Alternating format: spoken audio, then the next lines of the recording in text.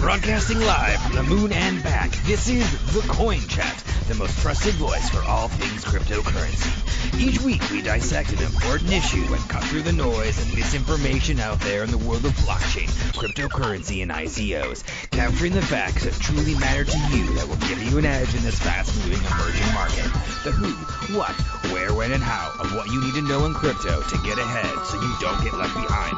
Now here are your co-hosts, financial and crypto experts Yuri Cataldo, Steve Good. Hey, this is Steve Good in the Coin Chat. I'm here with Wayne Grixti, CTO for Malta. Digital innovation for Malta, that's right. So we'll have to speak a little bit loud because it is really loud in here at the Malta Blockchain Summit. So thank you, Wayne, for taking the time. This is super exciting.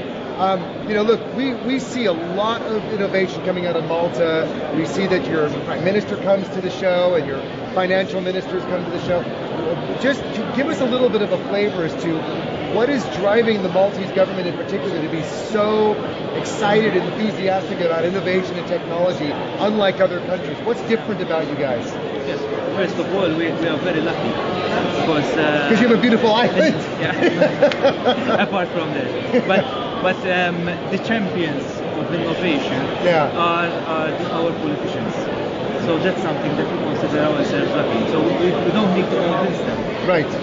So that's something that's very important as well. And we saw an opportunity.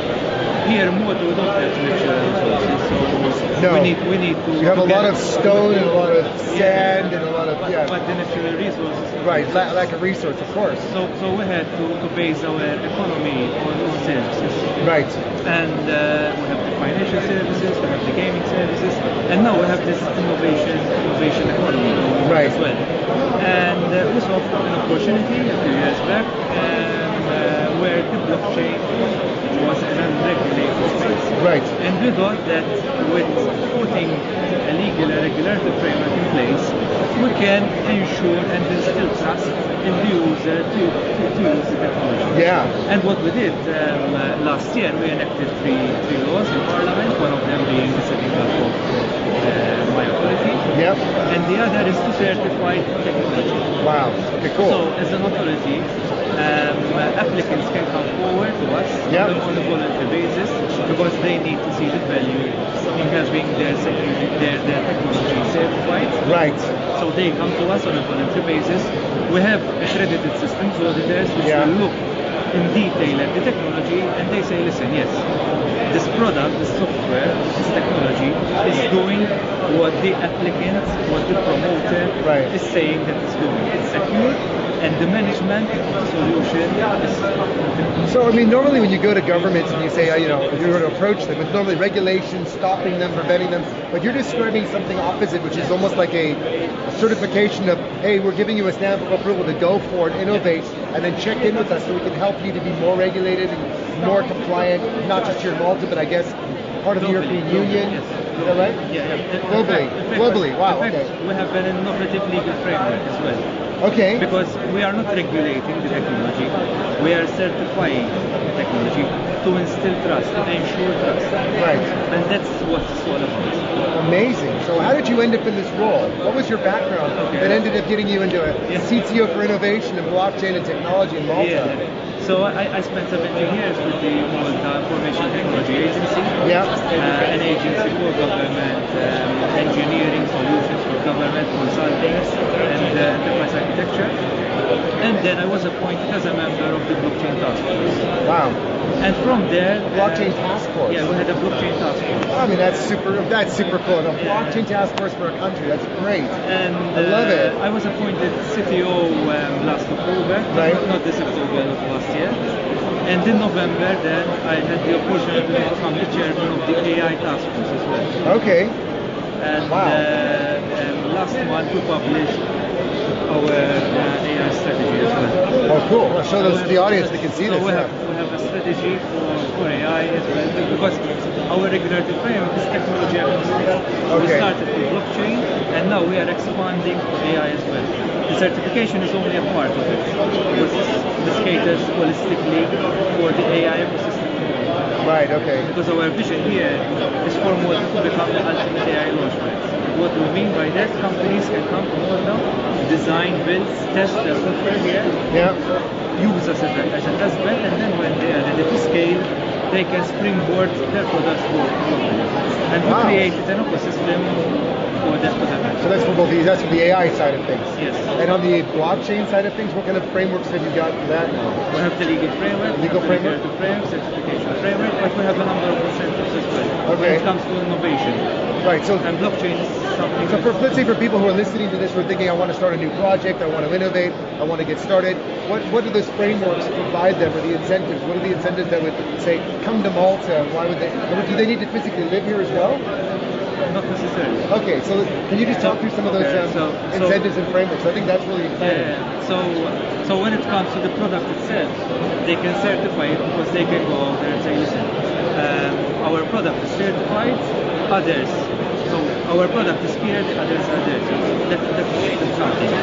You don't need to live here, but you have to have presence and substance.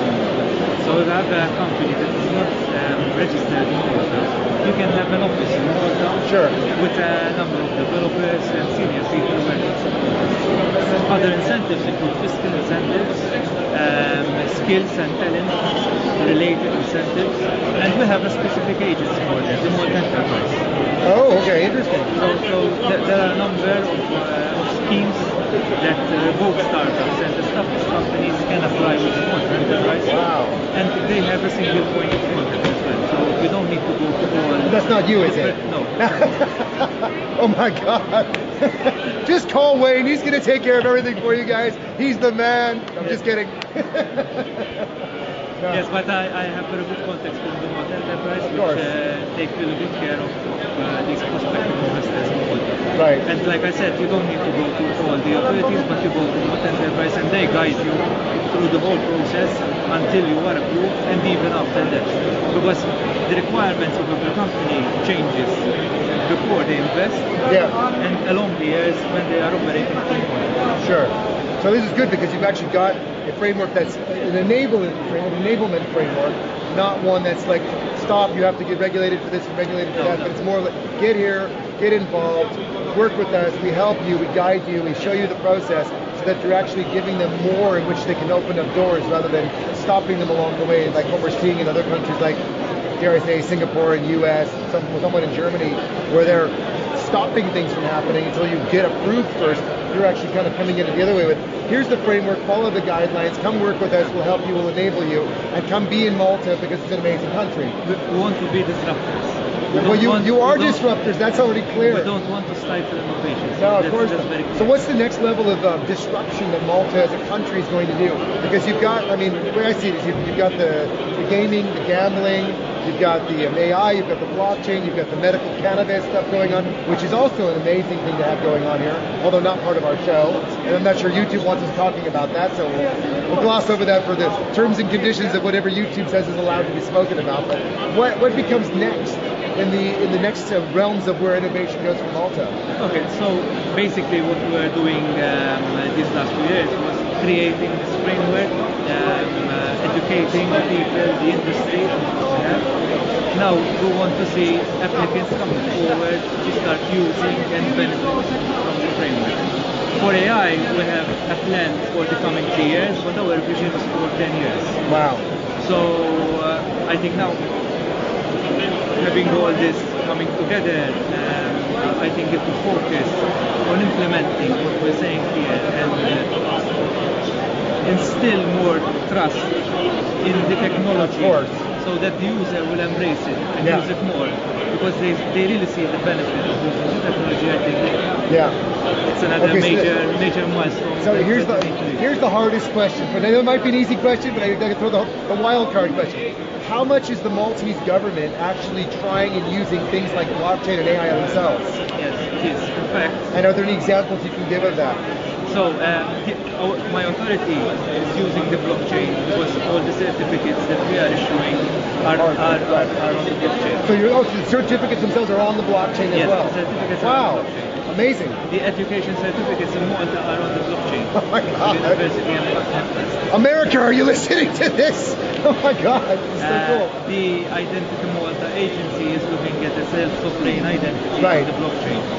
The rental agreements will be on the blockchain from next year, and also the Malta Business Register. Right.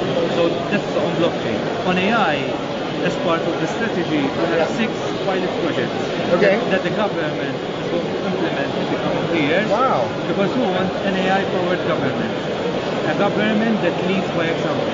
So the private industry, the private sector, will look at the government as an example to adopt AI as well. And not just for Malta, but I think you're setting the example for the world. To be fair, I mean, as you know, Yuri and I, as podcasters, authors, advisors, and consultants in the world of crypto, we see a lot. And I have to say, I am really surprised. I mean, I've been twice now to the Malta Blockchain Summit. I've seen your Prime Minister present, I've seen your ministers present, but to actually hear it from you guys directly and what you're doing, this is like really eye-opening for me as to how much you're doing. And I don't think we've come across that level of innovation and that level of commitment to innovation and change and driving adoption in technologies in general, the way I see what you guys are doing. And I can understand you are a company that's small, you do have limited resource, but you're really pushing the levels of innovation, and I think it's amazing. So, congratulations on what you've achieved so far. Is there anything else you'd like to share with the audience before we go? About Malta, how to get involved with Malta, any URLs they can check out? Yeah, so the MDIA URL is mdia.gov.mt, it's very simple. Okay. And for AI, it's malta.ai. Malta.ai. That's nice and simple. Well, we will put those links down below in the show for everybody to check it out. Again, thank you very much. We've got a drone flying over inside of a hall in the Malta Blockchain Summit. Again, this is Wayne from the CTO from Malta. Amazing. Thank you so much for taking the time. And we'll be back with more from the Malta Blockchain Summit. Thank you. Thank you for joining us today on The Coin Chat. Join us on Telegram on t.me/thecoinchat, where we discuss a range of topics on cryptocurrency. And visit us on patreon.com/thecoinchat for show notes, outtakes, and previews of additional content. Or follow us on our website, which is www.thecoinchat.net. And remember to like and subscribe to us on your way out. To the moon, until next time.